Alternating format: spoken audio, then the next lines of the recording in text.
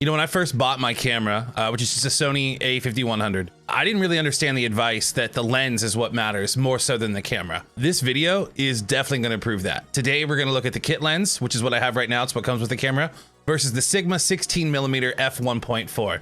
And it's a huge difference. So stick around.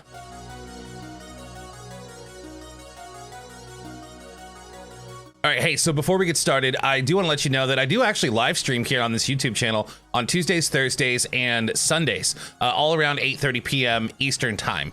If you want to come hang out and see what, all this gear that I go over, looks like in actual practice, or just want to see me play some silly video games, mostly retro games, sometimes some shooty games, but I'm not too great at it. Just hit the little bell to be notified when I go live or when I upload a video, and you'll be able to come hang out here right on this channel. Also, if you enjoyed this video and it helped you out, do me a favor and hit the like button. It helps me with the YouTube algorithm, I think. Maybe not, don't know. But hey, it lets me know you like the video, and that's what matters to me. All right, anyways, let's talk about these lenses.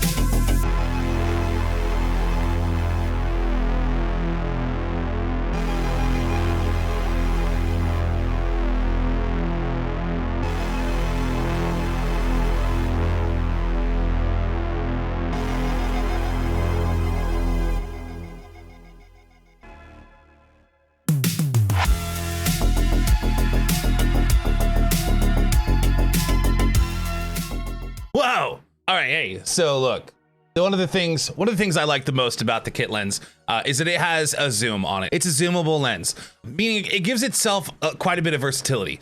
If you want to have this is all the way zoomed out. I believe it's at 18 millimeters. This can be, hey, blah, blah, blah. I'm just sitting here streaming. This is what I actually used for streaming to give the widest view of my room. Also, being able to zoom in a little bit to, like, say right here, this puts me at 30 millimeters, which is widely known as like the good talking head view, right?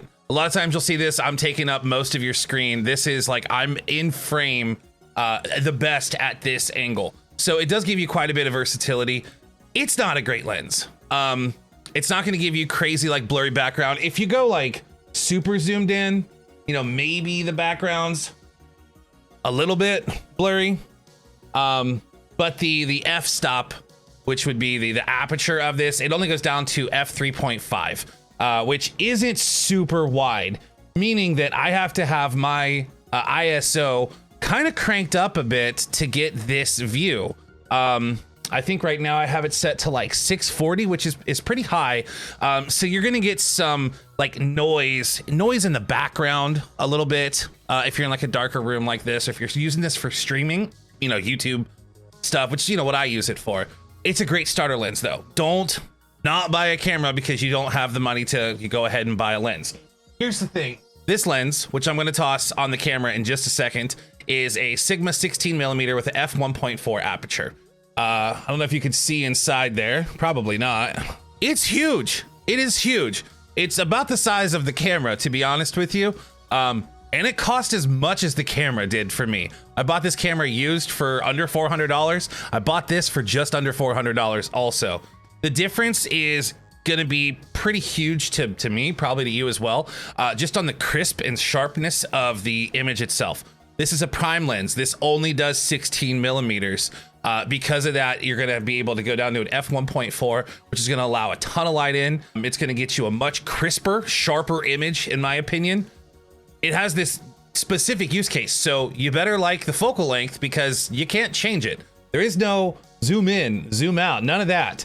But I still think it's worth it. I picked it up. I'll be honest with you, this is the first time I've used the kit lens since buying this a couple months ago. So give me a second and we'll get right back to the Sigma lens.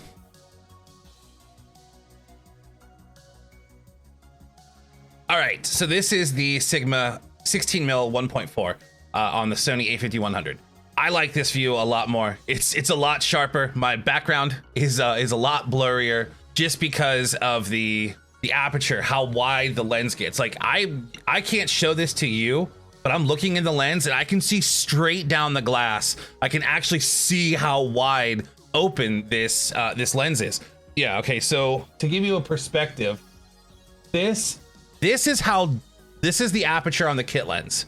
So I've obviously cranked my lights way down. I've cranked my ISO way down. This is what the aperture on the kit lens looks like. So I can probably, you know, boost me up a little bit, but I don't want to turn my lights up. I want to go back down and open that bad boy back up.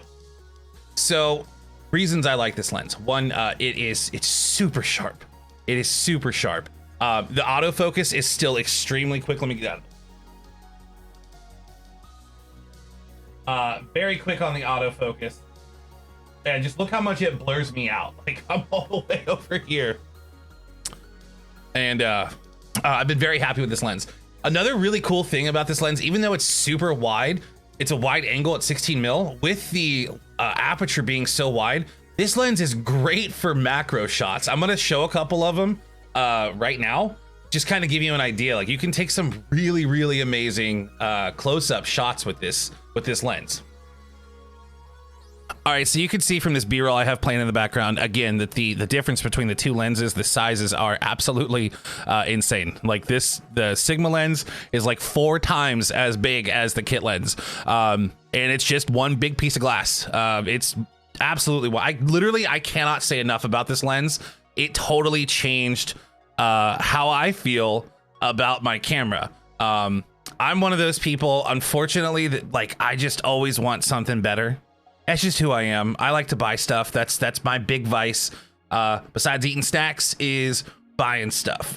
So, you know, I was like, oh man, you know, I got the a5100. There's so many better cameras out there. Like I don't have a 4K camera. I don't need that stuff. More than likely you don't either. The a5100, I don't know that I would buy it in 2021, and it doesn't have a microphone input. So like, that's why I have to use this guy right here. I have to be attached to this microphone, or I have a couple other setups that they take a lot of work. They do work, but it's a lot of extra work for me to record high quality audio.